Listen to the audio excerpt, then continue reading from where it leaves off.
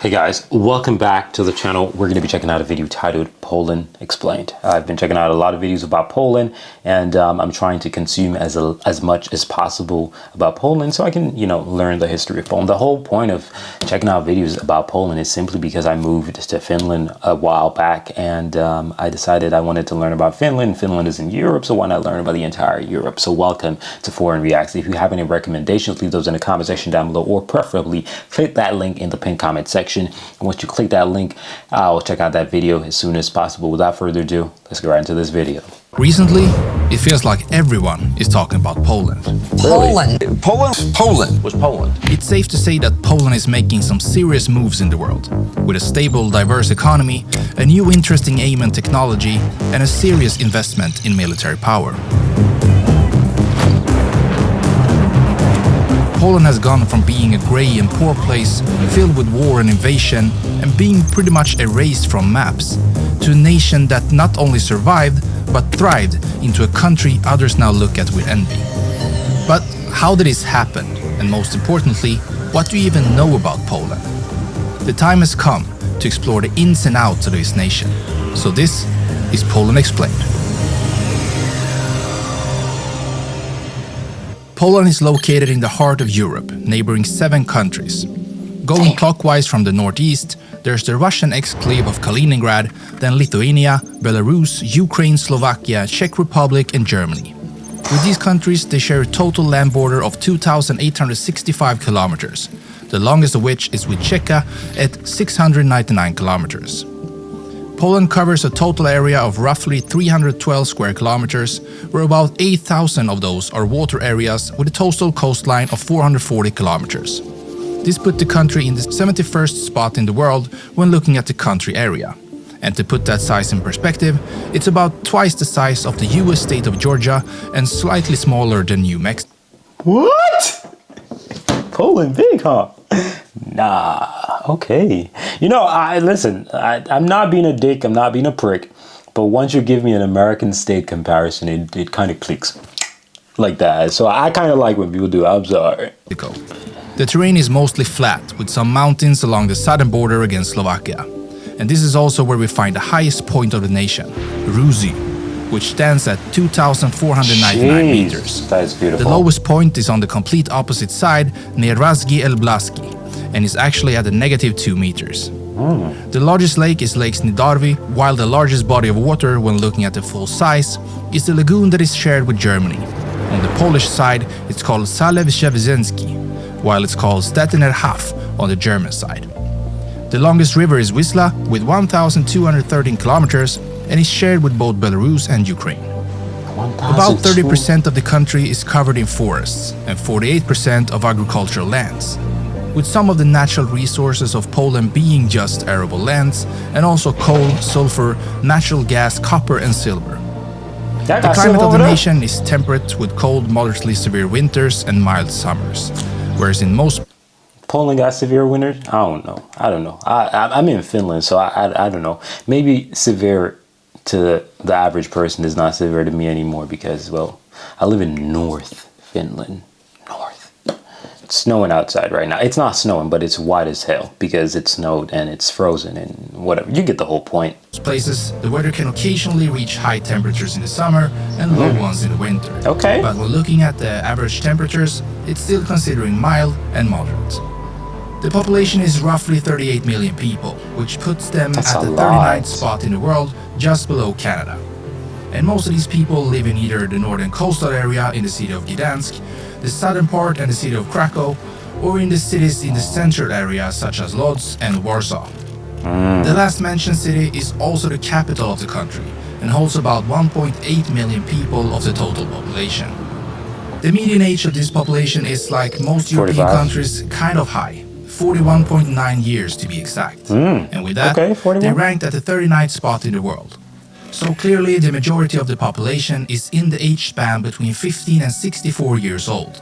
14.53% is 14 or younger, while 20.6%... I'm sorry. He reminds me of a Finnish person saying certain words. He literally said younger. Like, where is he from?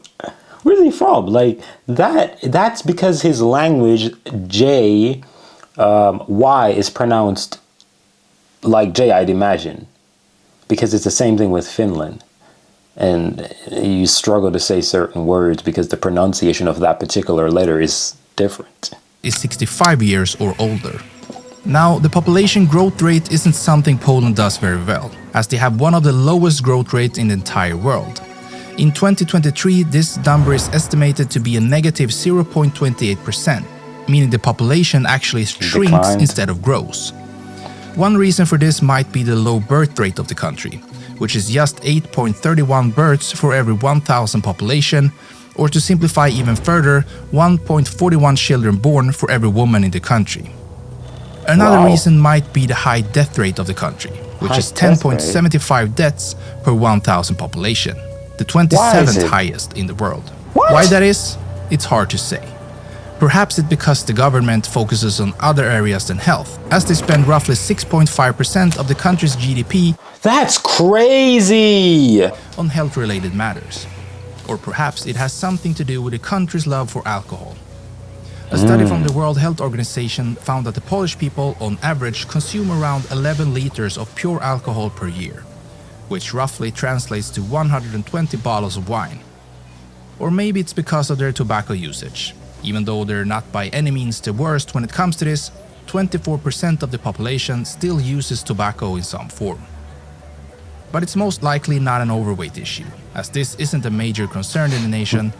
I can't, but I ain't gonna lie to you. Seeing that darker skinned girl right there kind of gave me a little heart, for Poland right there, because what the situation with Poland is, man. Like, a lot of people try to, paint Poland as a very racist country, whilst there's also people in Poland who are racist, right? Who, just tries to paint the country the way how they are, right? Which kind of screws up everything. But it's beautiful to see, Polish people who actually, accept legal people, no matter what they look like. It's beautiful. Although it's also growing, as it does in many parts of the world. And considering all this, the Polish people still have a fairly decent life expectancy at 79 years, an age that puts them at the 67th spot in the world. Damn! When it comes to educating its population, I didn't know that other places were so high with life expectancy. Like, 79 is not bad, but being 69 in the entire world for 79 is crazy. usually spends around 5% of its GDP on this matter. And since 2019, they've been closing in on this 5% again after a couple of years of spending closer to 4%. And the literacy rate is very high in the country, with 99.8% of the population being able to read and write. The Republic of Poland is divided into 16 provinces. It sits in the UTC+1 time zone, the official language is Polish, and the national anthem is called Mazurek Dąbrowskiego. The chief of state is President Andrzej Duda, and he has been in that position since August 6, 2015, when he received 51.5% of the votes. He then got re-elected in 2020 with 51% of the votes. And the head of government is Prime Minister Mateusz Morawiecki. The flag... My boy falling off the percentage, man. That 0.5 dropped off, dog. I want to see what he gonna get in the next election. Imagine he gets 50.5. That would be crazy. Poland consists of two stripes of red and white, and their national symbol is a white-crowned eagle. The white on their flag is said to represent this eagle, while the red at the bottom is the field of the coat of arms. As mentioned at the start, Poland has a well-diversified economy that has proven to be a good concept for high growth, as it has been one of the most resilient economies in the European Union, even during tough times. And one of the key reasons to this almost constant growth is Poland's ability to figure out how to grow in various stages of their history. First of all, they managed to capitalize on the old communist legacy of industry, which they then used to attract investments from the West that helped them scale up and increase the production of goods within the country borders. This later made it possible to join the global economy of imports and exports by sending that goods to other nations and taking a profit in return. And now, most recently, they have shifted focus again into becoming a major player in the tech scene, something big tech is starting to notice. And as of 2022, Companies like Google, Samsung, Facebook, and Amazon all have established bases in Poland. When looking What about closer at Apple? actual Damn. numbers, and more specifically their purchasing power, Poland is ranked 19th in the world with roughly 1.6 trillion US dollars. And in GDP growth rate and GDP per capita, they sit around the 60th place in the world. And when looking at how much reserves of foreign exchange and gold Poland sits on, they're at the 21st spot in the world with a value of 166 billion US dollars. They have a Wow. labor force of about 18 million people, and yet one of the lowest unemployment rates in the world at just 2.6%.